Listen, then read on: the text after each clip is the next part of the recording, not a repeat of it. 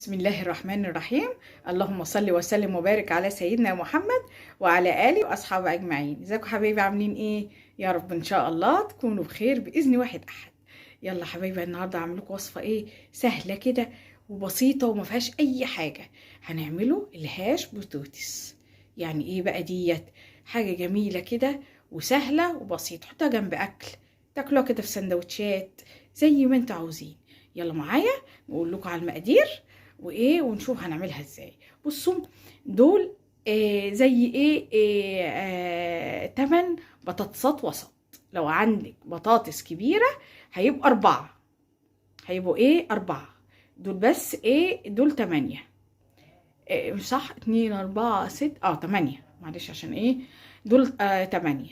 فانا لو انتوا عندكم بطاطس كبيرة دي وسط، لو هي كبيرة خلوهم 4 كبار قوي، انما لو وسط زي كده يبقوا 8.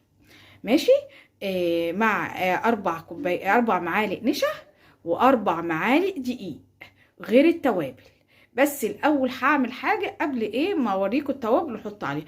البطاطس دي انا هبشرها من المبشره، باللي هو العين الوسط دي، اللي هي العين الكبيره، مش الصغيره قوي، اللي هي الحلوه دي بتاعت البصل. فانا هبشر البطاطس دي وارجع لكم ونشوف هنعملها فيها ايه. اهو حبايبي، انا بشرت البطاطس اهو زي ما قلت لكم اهو. متنفعش تتهرس، لو تتهرس مش هتتعامل معانا، هتبقى حلوه. ماشي. فاحنا اهو هنحط بقى الاربع معالق نشا على الاربع معالق دقيق اهو كده زي ما انتم شايفين كده. تاني بيضه، بصوا بيضه، ايوه عليها بيضه اهو، بيضه واحده اهو. ماشي. يلا بقى نحط التوابل بتاعتنا. ايه هي التوابل؟ ملح كده اهو شايفين. ماشي. ملح اسود. ماشي اهو كده. نحط كمان فلفل اسود تبقى حلوه. ماشي. خلاص. نص معلقه اهي زعتر، نص معلقه بابريكا اهو. ماشي. نص معلقه، انا بتكلم على المعلقه الكبيره ها. ماشي. خلاص. وده توم باودر نص معلقه.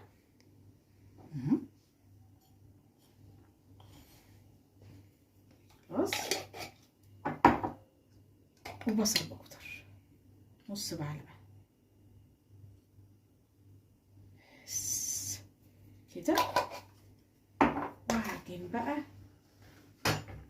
بقى الخليط ده كله مع بعضه.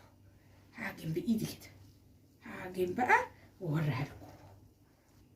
بصوا حبايبي بقى، عجنت فيها اهي كل المقادير على بعضها كده، عجنت فيها كويس قوي. هعمل بقى؟ هجيب اي طبق عندي كده، طبق فويل ده ماشي، عندي اي طبق، بس لازم احط كيسه كده، كيسه عندي تلاجة. وهكور بقى البطاطس دي كور كده. لو لقيتها بتلزق ممكن شويه ميه، او اعمل زيت.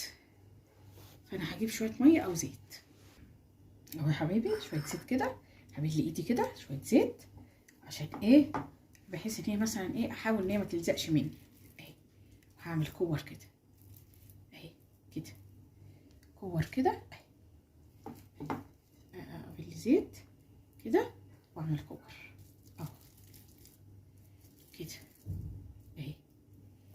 عاوزه بقى كور طول، كور عرض، كور مكوره كده طويله شويه. هنعمل برضو كل الاشكال، فانا هعملهم كلهم اشكال كده زي دي برضو كده، ممكن كده، ممكن طويله كده اهي اهي، طول كده اهي كده.